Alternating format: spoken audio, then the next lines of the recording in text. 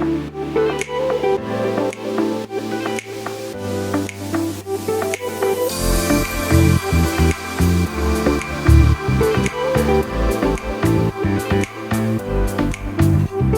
doping existe desde siempre. Desde los Juegos Olímpicos de la antigua Grecia, este ya era un problema a tratar, ya que los deportistas en aquel momento utilizaban extractos de plantas, sangre de animales u otro tipo de rituales, con el fin de mejorar su rendimiento durante las competencias. Desde esa fecha hasta el día de hoy, el doping ha continuado existiendo y es considerado la mayor plaga que afecta al deporte moderno. El término doping nace a partir del nombre de una bebida llamada dop, que era utilizada por la tribu africana de los Zulú para mejorar su rendimiento durante las batallas que estos sostenían. Posteriormente, en el siglo XIX, fue incluida en diccionarios, llamándola como la utilización de narcóticos o tabaco en los caballos de carreras, justamente para favorecer el rendimiento en las competencias de estos animales. El doping es utilizado con objetivos distintos, ya sea para estimular el sistema nervioso, con el fin de elevar el umbral de dolor del deportista, sea combatir el cansancio, aumentar masa muscular, resistencia, fuerza, o hasta para intentar calmarse antes de una competición. El efecto siempre va a depender de la disciplina deportiva ante la cual nos encontremos y lo que pretenda encontrar el deportista en específico. El sistema deportivo está en contra del doping, y 3 motivos son los más relevantes. El primero es porque el doping constituye un fraude, justamente porque presenta una ventaja competitiva sin el esfuerzo necesario que todo deportista debe realizar para alcanzar sus objetivos. Naturalmente, esto afecta a los principios de igualdad y juego limpio que rigen en el deporte. El segundo motivo es porque afecta a la ética médica. La medicina tiene fines terapéuticos y se entiende que los medicamentos son creados para prevenir o combatir enfermedades, no para beneficiarse con los mismos durante una competencia. El tercer motivo es que el doping puede constituir un riesgo a la salud de los atletas, causándoles incluso la muerte. El caso más emblemático es del ciclista danés Enmark Jensen, que en el año 1960, en los Juegos Olímpicos de Roma, falleció durante la competencia, sentando un precedente de cómo el doping afectaba a los deportistas y cómo podía ser un problema para la sociedad. En este contexto, el doping es una práctica que busca ser evitada tanto por las organizaciones deportivas como por los gobiernos. Para tal efecto, se ha emitido normativa de alcance general que involucra a todo el deporte internacional.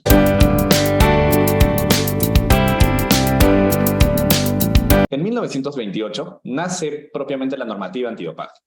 La Federación Internacional de Atletismo, conocida por sus siglas IAF, por primera vez prohíbe el uso de sustancias estimulantes durante la competencia. En 1967, ya años después, el Comité Olímpico Internacional crea la Comisión para la Lucha Antidopaje. Justamente establece la primera política de prohibición de determinadas sustancias consideradas dopantes y es utilizada durante los Juegos Olímpicos de México en 1968. Esta fue una primera etapa de la lucha contra el doping. Sin embargo, no fue hasta el caso Festina que esto cobró mayor relevancia.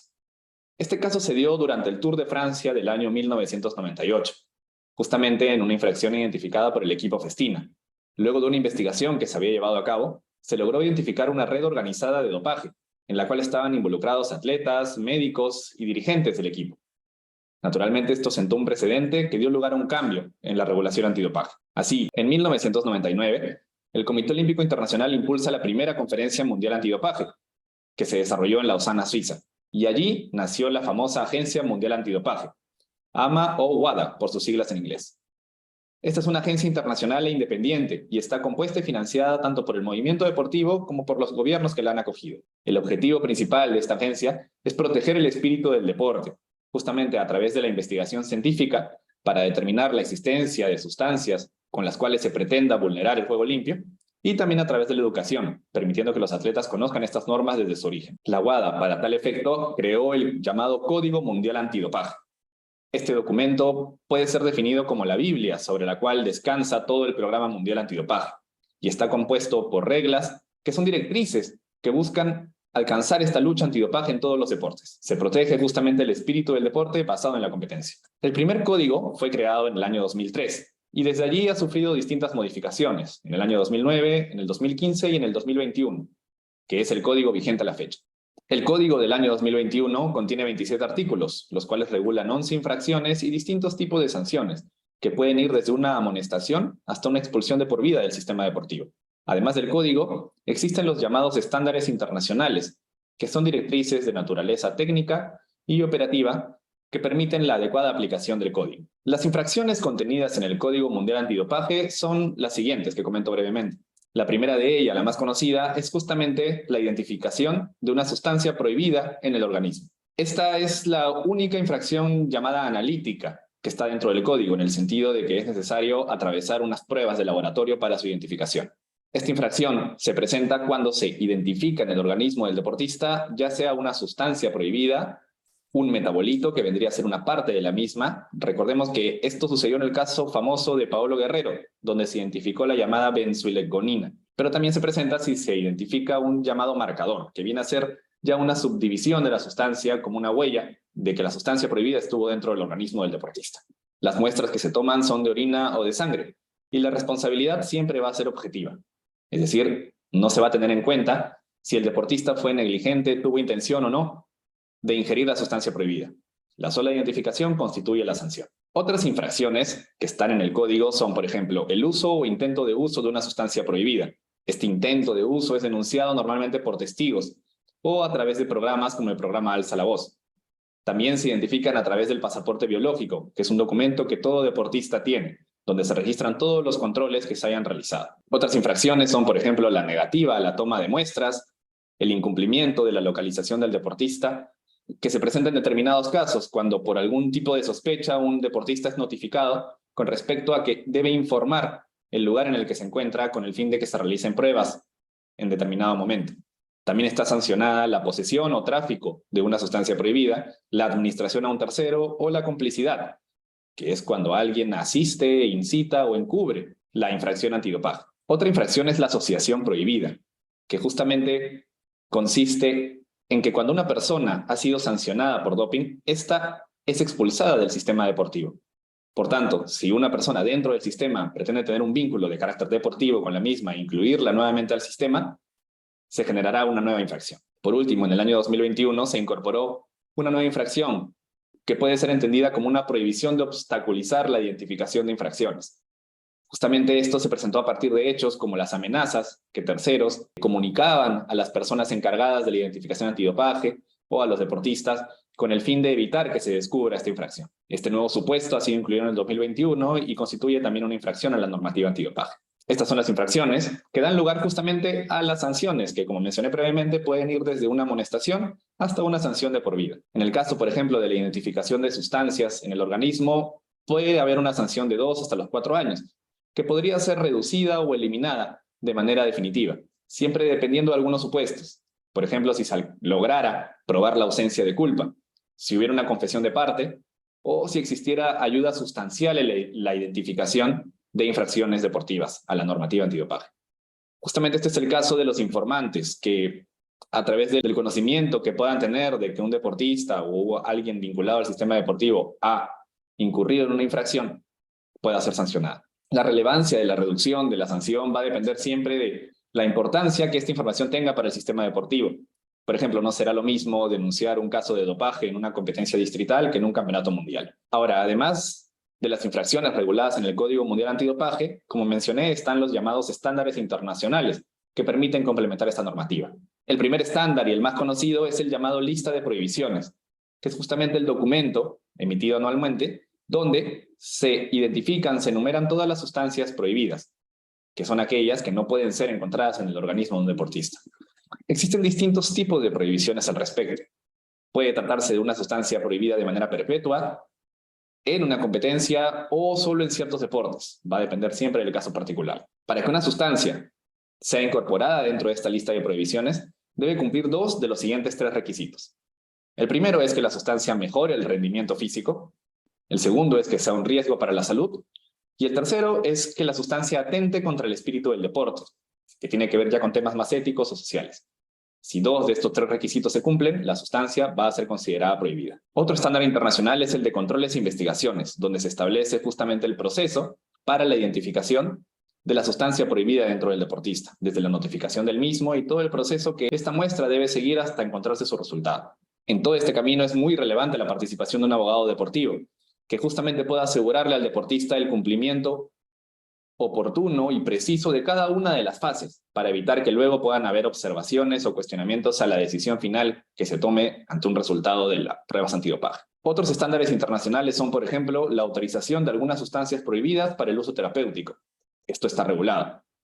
También está el estándar internacional de laboratorios, que permite la acreditación de aquellos laboratorios que quieran ser validados como entidades para calificar una prueba antidopaje. Al día de hoy existen solo 30 de ellos en el mundo. Está también el estándar para la protección de la privacidad de información personal del deportista. El estándar para la gestión de resultados, que justamente busca garantizar que los resultados obtenidos en las pruebas antidopaje sean analizados y sean llevados a cabo de la manera más apropiada.